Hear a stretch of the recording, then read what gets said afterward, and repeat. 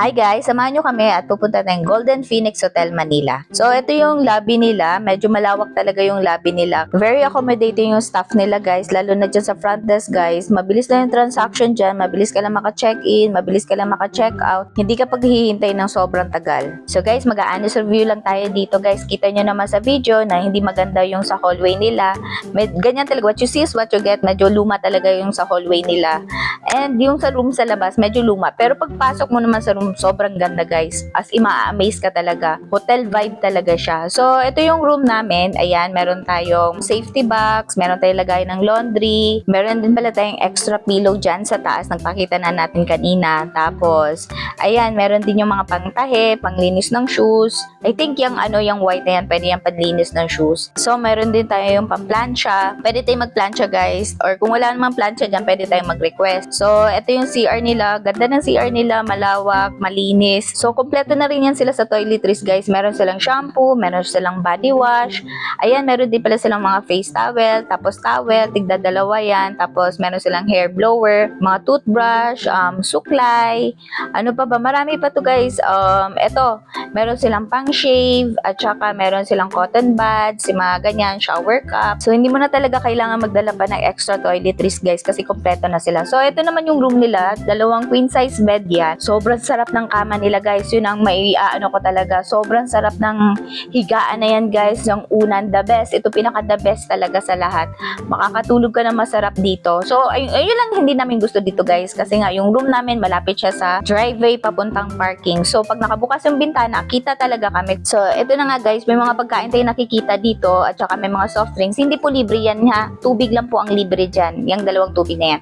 Pero hindi naman kamahalan kung kukunin mo yung mga pagkain nila, kakainin mo, hindi kamahalan. At saka pwede ka rin magpa-room service. So, meron din silang mga menu dito guys. Yung mga menu nila, hindi rin kamahalan guys. Para lang din sa restaurant sa labas. So, syempre pag nasa hotel, mga times 2, times 5, ganyan. Hindi, ito sobrang mura lang din nila. Para ka lang naka coffee shop, ganon, naka restaurant, ganon lang yung pricing nila dito guys. Sobrang mura lang din. So guys, hindi naman kami umorder ng sobra dyan. Ang in-order lang namin yung cake. Pero ang sarap ng cake nila guys. Para talaga may panglaban sa Starbucks. Ganon yung level ng sarap ng cake nila. Tsaka hindi rin ganon ka sobrang mahal ha. So guys, kung ayaw nyo naman kumain sa room nyo at gusto nyo talaga sa cafe nila, meron silang cafe guys. Located to sa second floor lang din. Bali yung room kasi namin guys, nasa second floor tsaka third floor.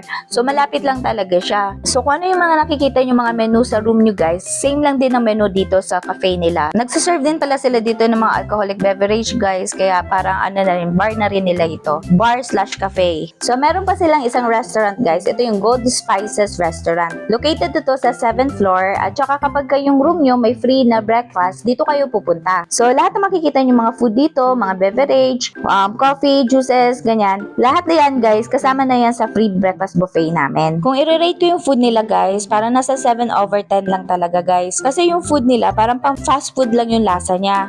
So, ayun, syempre pag nasa hotel ka, parang ina-expect mo, mas masarap to. Actually, parang ordinary lang yung lasa niya, pang fast food lang talaga.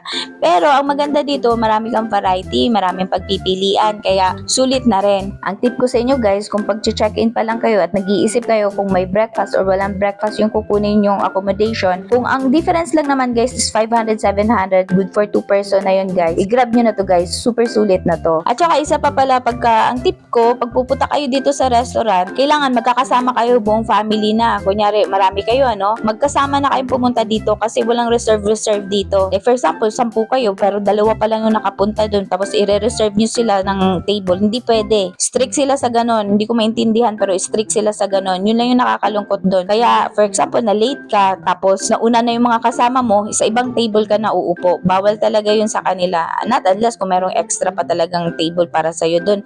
Pero sa totoo lang, talaga siya. Very strict sila sa ganun guys. So, meron din pala silang gym guys. So, free lang gumamit yan from 7 a.m. to 7 p.m. yung open niya. So, ayan, pwede mong gamitin yan. Ito ay located sa 7th floor lang din. Katabi lang din siya ng restaurant. So, nasa sa'yo yan. Kung gusto mong mag-gym muna bago ka kumain or sa gabi na lang, ganon. So, yan, free lang gumamit nito guys. Ayan, may tubig din sila dyan. Tapos, meron din pala silang paspa. Ito yung may mga prices din dyan na nakalagay. And And then, meron silang swimming pool. Malapit lang din yan sa restaurant. Maliit lang yung pool nila guys, yan lang yun. So, may konti lang tayong aberya dito kasi nga, nalobat yung, kung saan natin tinatap yung keycard nila, nalobat yun. So, hindi kami makapasok. Kaya, ayun, sinira na nila. Hindi nila ma-open din eh. Pati yung extra key nila, hindi na nila ma-open. So, ayun, sinira na lang nila. So, anyways guys, ito nga palang kinuha namin is deluxe room to. Nag-book kami through Agoda. Tapos, ang binayaran namin is 3,933.40 lang with free breakfast na yon. So, kailangan mo lang pala magdala ng 3,000 na for deposit. Mababalik naman sa'yo yung pag-checkout mo.